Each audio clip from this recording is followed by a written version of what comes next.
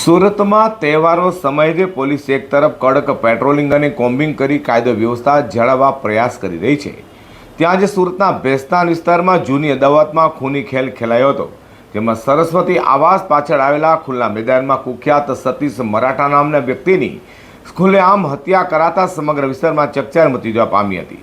તો બીજી તરફ મૃતક સૂર્યા મરાઠી હત્યા કેસમાં પણ આ વ્યક્તિ સંડોવાયેલો હોવાની ચર્ચા જોવા મળી રહી છે. સુરતમાં આગામી સમયમાં તહેવારો આવી રહ્યા છે, જેને લઈને પોલીસ સતત પેટ્રોલિંગ અને કોમ્બિંગ સાથે કાયદો વ્યવસ્થા જાળવી રાખવા રાત દિવસ કામગીરી કરી રહી છે. છતાં પણ અસામરિક તત્વો પોલીસની કામગીરી પર બટ્ટો મારી રહ્યા હોય તેમ લાગી રહ્યું છે.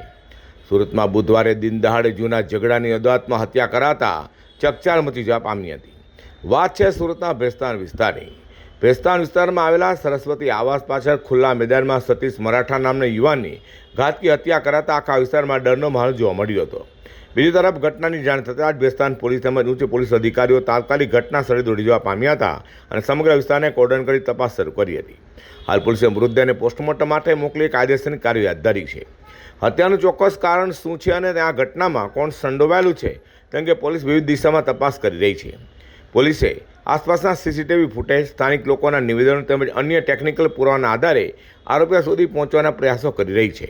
બીજી તરફ મૃતક સતીશ મરાઠા સૂર્યા મરાઠી હત્યા કેસમાં પણ સંડોવાયેલ હોવાની ચર્ચા જોવા મળી છે. સતીશ નામના શખ્સની હત્યા થયેલી છે. અત્યારે અમે સ્થળ ઉપર છે અને કયા કારણોથી થઈ છે એની તપાસ અત્યારે ચાલી રહી છે અને પોલીસ ટૂંક જ સમયમાં ત્વરિત રીતે જે આરોપીઓ છે હસ્તગત કરી લેશે. ભેસ્તાન પોલીસ સ્ટેશનનો વિસ્તાર છે.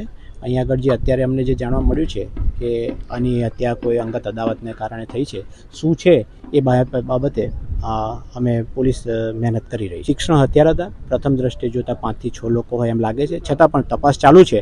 જે કંઈ હશે એ તમને તરત જ અમે જાણ કરશું. સુરતમાં એક તરફ પોલીસ ગુનાખોરી ડામવાની સાથે સાથે કાયદો વ્યવસ્થાની સ્થિતિ જાળવી રાખવા તનતોડ મહેનત કરી રહી છે, ત્યાં દિન દહાડે યુવાનની હત્યા કરાતા આખા વિસ્તારમાં ચકચાર મચી જવા પામી છે.